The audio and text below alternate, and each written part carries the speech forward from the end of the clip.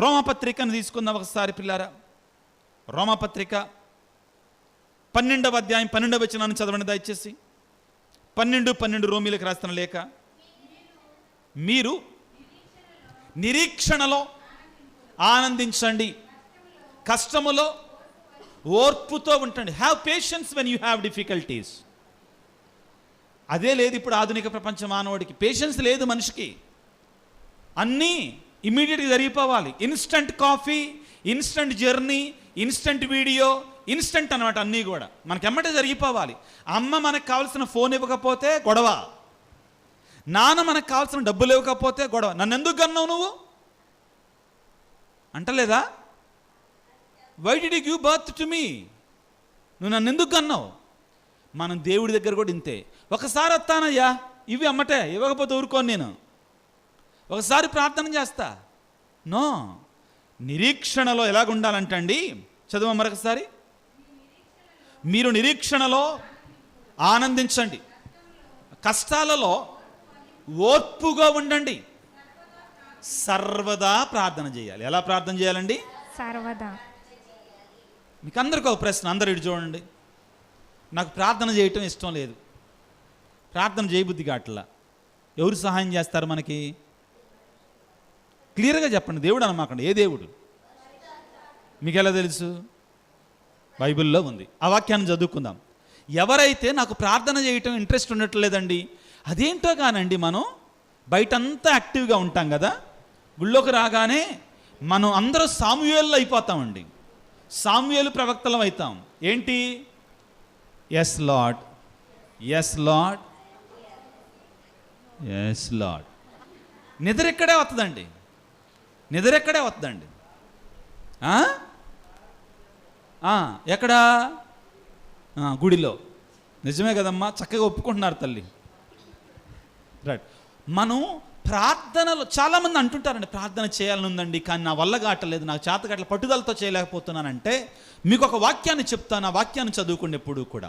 రోమపత్రిక 8వ అధ్యాయము, రోమపత్రిక 8వ అధ్యాయము 26వ వచనాన్ని చదువుకుందాం. ఎప్పుడైనా కానీ మీకు ప్రార్థన చేయటం ఇంట్రెస్ట్ లేకపోతే ఈ వాక్యాన్ని చదువుకోండి. Romans chapter 8 verse 26. అదే విధముగా బలహీనులమైన మనకు ఆత్మ సహాయపడుతుంది. ఎలా సహాయపడుతుందట?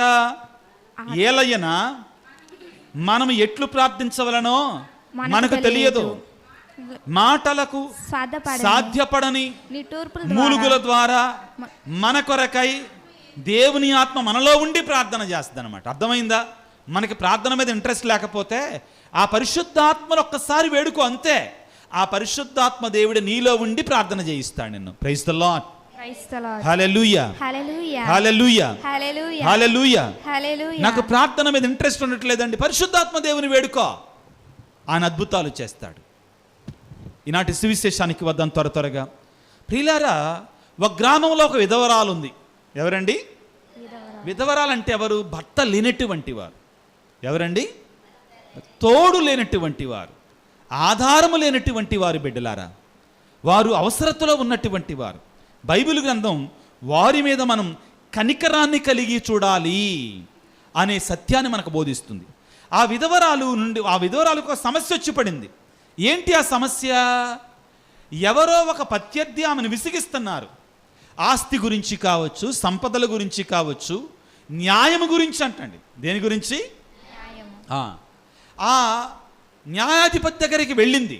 ఒకసారి వెళ్ళింది, రెండుసార్లు వెళ్ళింది. వింటలా ఆయన? వింటున్నాడా? వింటలా. కానీ ఆమె పట్టు విడవకుండా వెళ్ళిందండి. ఆ న్యాయాధిపతి నీతిమంతుడు కాదండి, అన్యాయపరుడు. అంటే న్యాయాధిపతి ఎటువంటి వాడు? వాక్యాన్ని చదువుకుందాం. లూకాసు వార్త 18వ అధ్యాయము, లూకాసు వార్త 18వ అధ్యాయం. ఈ తల్లి మరలా వెళ్తుంది. 4వ వచనాన్ని చదువుకుందాం. అతడు కొన్నాళ్ళు ఆమె మొరను పెడచి వినలేదు అసలు. కానీ అతడు నేను దేవుడిని భయపడను, మానవులను గౌరవింపను, అయినను ఈ విధవరాలు పీడించుచున్నందున ఈమె పదే పదే వచ్చి నన్ను బాధ పెట్టకుండుటకై ఆమెకు న్యాయం చేస్తానన్నాడు.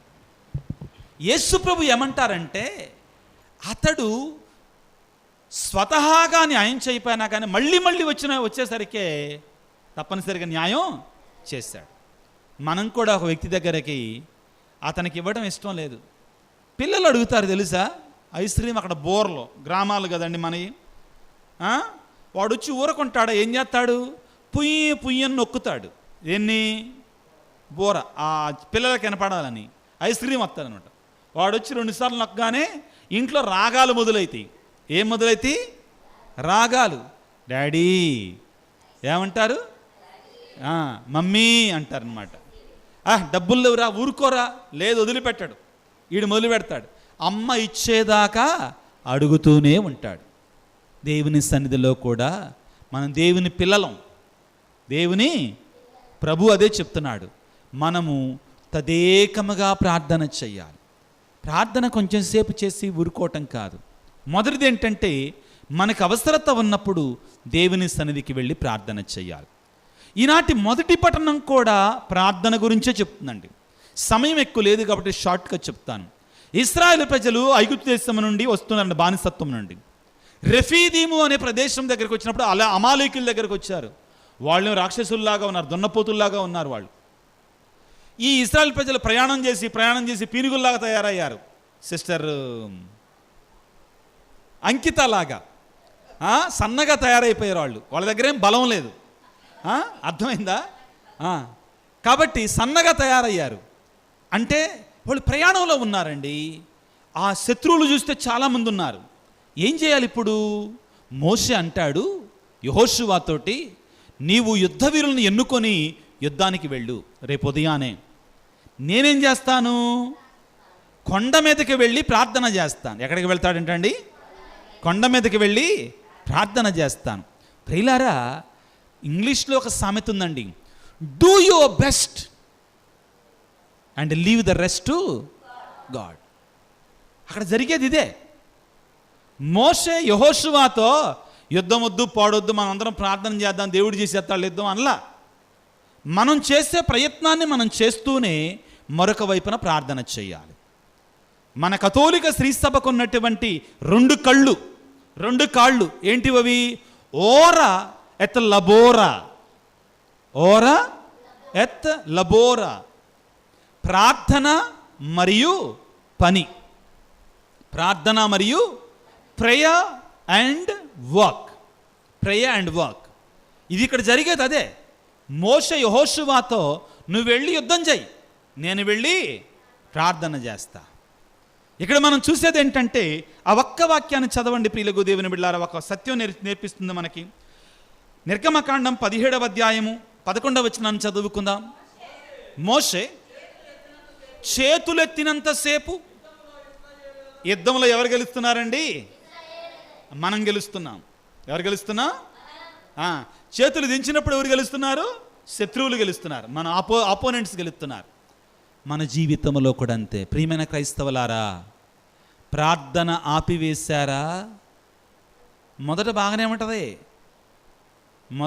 ఉంటుంది, భలేగుందిగా అనుకుంటాం. నా ప్రార్థన చేయకపోయినా నాకేం అనిపించట్లా, గుడికి వెళ్ళకపోయినా నేను బాగానే ఉన్నా, దేవుడు నన్ను దీవిస్తున్నాడు చాలామంది అంటారండి. జాగ్రత్త, సాతానుడు మొదట నీకు బాగా రుచి చూపిస్తాడు, తర్వాత ఆడిస్తాడు నిన్ను, తర్వాత ఆడిస్తాడు. ఒకడు చచ్చిపోయాడు అమ్మ, ఒకడు చచ్చిపోయాడు. చచ్చిపోయిన తర్వాత పేతురు గారు 2 అవకాశాలు ఇచ్చారు. అరబ్బాయ్, నువ్వు నరకాన్ని చూడు, మోక్షం చూడు, ఎందుకంటే నీ పాపాలు పుణ్యాలు సమానంగా ఉన్నాయి కాబట్టి. సో నీకేది కావాలంటే దాన్ని ఇస్తానన్నాడంట. అనేసరికి ఈయన సరే చూద్దాం పాండి అన్న. మొదట పరలోకంలోకి వెళ్ళారంట. అందరు పునీతులు తెల్లని వస్త్రాలు ధరించి సంతోషంగా ముఖంగా ఎప్పుడు హ్యాపీగానే ఉన్నారంట. వాళ్ళలో బాధ లేదు. అర్థమైందా? బాధ లేదు. మనం రెవల్యూషన్ బుక్లో ఆ యొక్క దర్శన గ్రంథంలో చదువుకుంటాం కదా, 7వ అధ్యాయంలో ఎల్లరి కన్నీటిని తుడిచివేయును అన్నాడు కదా. వాళ్ళకి బాధలు లేవు, కష్టాల్లో సంతోషంగా ఉన్నారు. దేవుడికి ఎల్లప్పుడు స్తుతి స్తుతి స్తుతి స్తుతి స్తుతి అని స్తుతులు చెప్పులేస్తున్నారు. అయితే సరే ఇప్పుడు నరకానికి వెళ్ళి చూద్దాం అన్నాడంట. నరకానికి వెళ్ళాడట. ఇంకేముంది, జిగేల్మంటుంది నరకం, జిగేల్మంటుంది. ప్రవీణు అక్కడ అన్నీ ఈ మందు విందు పొందు అన్నీ ఉన్నాయి అన్నమాట. అర్థమైందా? దాంతోపాటు ఏమున్నాయి? రికార్డ్ డాన్సులు, ఇంకా ఏమున్నాయండి?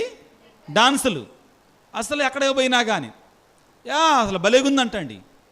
ఇతను వచ్చాడంట పేతురు గారి దగ్గరికి. వచ్చి, ఏమయ్యా నువ్వు చూసావా పరలోకాన్ని నరకాన్ని చూసావయ్యా అంటే, చూశానయ్యా అన్నాడంట. ఎక్కడికి వెళ్తావంటే నరకానికి అన్నాడంటండి. ఎక్కడికి వెళ్తావంటే నరకానికి అనేసాడంటండి.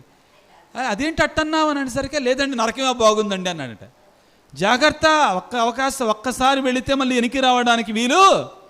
లోకాసు వార్తలో యేసుప్రభు అబ్రహాం అంటాడు కదా, అక్కడి వారు ఇక్కడికని ఇక్కడ వారు అక్కడికని వెళ్ళడానికి వీలు లేదో అన్నాడో.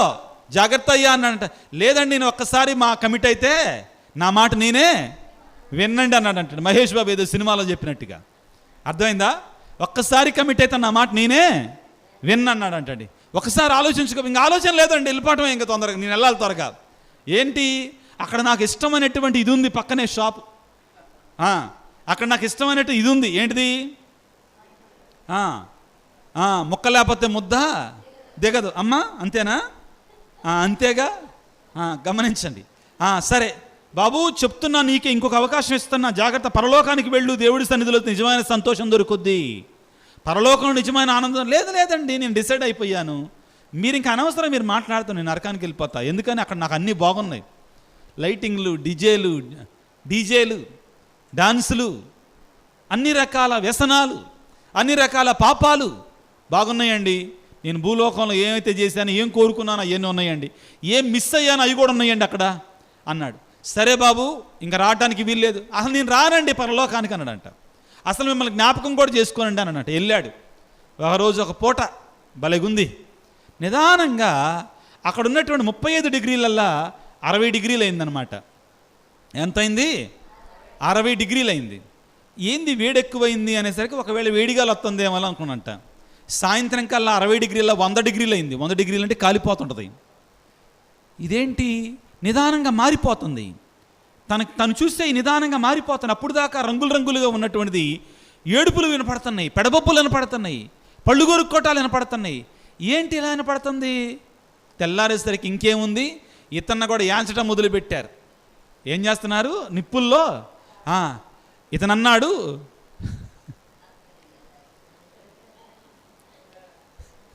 తనను ఏంచుతున్నటువంటి వాళ్ళు తరే అబ్బాయి ఒక్క నిమిషం ఆగండి అన్నాడు. ఒక్క నిమిషం ఆగండి. ఎందుకు ఆగాలి అని అన్నట్ట. నేను లూసిఫర్ దగ్గరికి వెళ్ళాలి, నాకు పెద్ద కంప్లైంట్ ఉందని అనంటండి. అనేసరికి ఏం కంప్లైంట్ అన్నాడు. నేను వెళ్ళి అడగాల్సింది, లూసిఫర్ని అడుగుతా, ఆయనగా నాకు ఫస్ట్ చూపించింది అన్నాడంట. సరే పాప వెళ్దాం పా అనంట. ఆపారు కొద్దిసేపు. లూసిఫర్ దగ్గరికి వెళ్ళి, నువ్వు నన్ను మోసం చేస్తున్నావు అనంట. ఏం మోసం చేశాననంట. నేను మొన్న వచ్చినప్పుడు ఇదంతా బాగుంది, అంతా హ్యాపీగా ఉంది, అంతా సుఖంగా ఉంది, అన్నీ జిగేలు మంట ఉన్నాయి, ఇప్పుడు అంతా కాలిపోతున్నారు, నన్ను కూడా కాలుతున్నారు, నన్ను చంపుతున్నారు, వీళ్ళకి చెప్పండి అన్నది. ఓరి పిచ్చోడా, మా బతుకే మోసం చేయటం. సైతానుడి పని ఏంటండి? సైతానుడి పని ఏంటి? మోసం చేయటం మా బతుకు. అది నువ్వు తెలుసుకోలేదు చూడు, అది నీ పిచ్చితనం. నువ్వు తెలుసుకోలేకపోయావు చూడు, అది నీ పిచ్చితనం. అసలు సైతానుడు అంటేనే మోసం, సైతానుడు అంటేనే అబద్ధం, సైతానుడు అంటేనే అన్ని రకాల పాపక్రియలు. నువ్వు వాళ్ళు నా దగ్గరికి వచ్చేసి మోసం చేశానంటే, మోసం చేసేవాడి దగ్గరికి వచ్చి ఎలా లాక్కెళ్ళి పడేయండిరా వీడిని అన్నాడంటండి. ఎక్కడ? కనగన మండేటువంటి అగ్ని గుండముల. ప్రియులారా, క్రీస్తునందు ప్రియులకు దేవుని బిడ్డలారా, ఈ సాతానుడు అనేటువంటి వాడు మనం ప్రార్థన చేస్తుంటే ఊరుకోడండి. కాబట్టి ప్రియులారా, మానవ బలహీనతను అధిగమించి ప్రార్థనలో మనం జీవించాలి. మానవ బలహీనతను అధిగమించి మనం ప్రార్థనలో జీవించాలి. మోషే కూడా మనిషే. ఆయన చేతులు ఎత్తినంతసేపు ఎవరు గెలిచారు? మనం గెలిచాం. ఇశ్రాయేలు ప్రజలు గెలిచారు. చేతులు దించినప్పుడు ఎవరు గెలిచారు? శత్రువైన సైతానుడు గెలిచాడు. ప్రియ దేవుని బిడ్డ, నీ కుటుంబంలో కూడా ప్రార్థన ఉన్నంత వరకే. ఎందుకు ఈ సన్నివేశాన్ని చెప్పానంటే, సైతానుడు పరలోకము నరకం అనే సన్నివేశాన్ని చెప్పాను అంటే, కొంతమంది మాతోటి అంటుంటారండి, గురువులతోటి, ఫాదర్ గారండి నేను ప్రార్థన ఆపేసినా నాకు బాగానే ఉందండి. కొన్నాళ్ళు బాగానే ఉంచుతాడు సైతానుడు, అప్పుడు మొదలవుతాయి అప్పుడు మొదలైతాయి. దేవుని మరచినటువంటి వాడు, దేవుని యొక్క సాన్నిధ్యాన్ని మరచినటువంటి వాడు, దేవుని యొక్క కృపను మరచినటువంటి వాడు, ప్రారంభంలో అన్నీ బాగానే ఉంటాయి. ఆ తరువాత కొన్నాళ్ల తర్వాత నిదానంగా నువ్వు కోలుకోలేనట్టు దెబ్బతీస్తా ఉంటాడు. మోషే మనకు నేర్పించేది ఏమిటి అంటే, నీవు అలసటతో ఉన్నప్పుడు నీ పొరుగు వానితోటి కలిసి ప్రార్థన చేయి. Community prayer is very important. అందరూ వినండి జాగ్రత్తగా. ఏ ప్రేయర్ అండి? Community prayer. మోషే ఒంటరిగా ప్రార్థన చేయలా. మోషేకి బరువెక్కినప్పుడు ఏం చేశారు? ఇతరులు అతనికి సహాయం చేశారు, కలిసి ప్రార్థన చేశారు. కలిసి ప్రయాణం, జూబిలీ, సినడాలిటీ ఏంటిది? ఏ ప్రయాణం అండి? ఒంటరి ప్రయాణం కాదు. ఏ ప్రయాణం అది? మన ప్రార్థనా ప్రయాణం, కలిసి ప్రయాణం. కమ్యూనిటీగా ప్రార్థన చేయాలి. నేను ఒక్కడనే ఉంటాను, నేను ఒక్కడనే చేసుకుంటా ప్రార్థన కుదరదు. నీ పొరుగువారు నీతో కలిసి ప్రార్థన చేసినప్పుడు, దేవుని స్తుతించినప్పుడు దేవుని యొక్క శక్తి అపారంగా దిగొస్తుంది. నీకు అవసరం ఉన్నప్పుడు ఇతరులను అడుగు, నా కోసం ప్రార్థన చెయ్యా అని. నువ్వు కూడా ఇతరుల కొరకే ప్రార్థన చేయి, అందులో శక్తి ఉంది. నువ్వు ఒంటరిగా చేసిన ప్రార్థన కంటే కూడా నువ్వు ఇతరులకు చేసిన ప్రార్థన ద్వారా దేవుడు అద్భుతాలు చేస్తాడు. మోషే తన కోసం ప్రార్థన చేసుకోవాలా, తన బిడ్డలు యుద్ధం చేస్తుంటే వాళ్ళ కోసం ప్రార్థన చేశాడు. మనం కూడా గురువులంగా, మఠకన్యలుగా, ఉపదేశకులుగా, క్రైస్తవులుగా మనం లోకం కోసం ప్రార్థన చేయాలి. సాతానుడు గెలవకుండా ప్రార్థన చేయాలి. అర్థమవుతుందా? అక్కడ శత్రువులు గెలవకుండా మోషే ప్రార్థన చేశాడు. దేవుని వేడుకుందాం. మోషే చేతులు నీరసపడిపోతుంటే పొరుగువారు సహాయం చేశారు. మనం కూడా ఒకరి కొరకే ఒకరు తోడుగా ఉండి ఒకరి కోసం ఒకరు ప్రార్థన చేసినప్పుడు దేవుని యొక్క అద్భుతమైన కార్యాలు మన జీవితంలో చూస్తాం. తల వంచి ప్రార్థన చేసుకుందాం. సర్వశక్తిమంతుడా, సర్వోన్నతుడా యేసురాజా, ఈనాడు విధవరాలి పట్టుదల కలిగిన ప్రార్థన ద్వారా మేము కూడా పట్టుదల కలిగి ఒంటరి ప్రార్థన చేయాలని చెప్పారు. మోషే కలిసి ప్రార్థన చేయటం ద్వారా సంఘ ప్రార్థన అంతకంటే ముఖ్యమనేది మాకు నేర్పించారు. ఈ ప్రార్థనను మేము మా జీవితంలో విడవక మరవక ఎల్లవేళలా ప్రార్థన చేసే బిడ్డలుగా మమ్మల్ని దీవించండి నాయన. ఎన్నో సందర్భాలలో మా జీవితాలలో ప్రార్థన మొదలుపెట్టి శోధనలకు గురి అవుతున్నాము నాయన, నీ నుండి దూరం అయిపోతున్నాము తండ్రి. ఇదిగో పట్టుదల కలిగి ఆ విధవరాలి వలె మోషే ఏ విధముగా చేతులు బరువెక్కినా కానీ విడవకుండా ప్రార్థన చేశాడు, విజయం పొందే వరకు ప్రార్థన చేశాడు, విధవరాలు న్యాయం పొందే వరకు ప్రార్థన చేసి ఉన్నదో మేము కూడా అదే విధముగా జీవించడానికి కావాల్సిన శక్తిని, పట్టుదల కలిగిన ప్రార్థన చేసేటు కృపను మాకు దయచేయమని, ఈ ప్రార్థనలో మమ్మల్ని అడిగినటువంటి వారికి మా కొరకే ప్రార్థన చేయమని అడిగినటువంటి వారందరిని దీవించమని, నీ సన్నిధిలోనికి వచ్చిన వారందరిని ఆశీర్వదించమని మా నాథుడైన క్రీస్తు ద్వారా వేడుకొనుచున్నాము తండ్రి. ఆమేన్.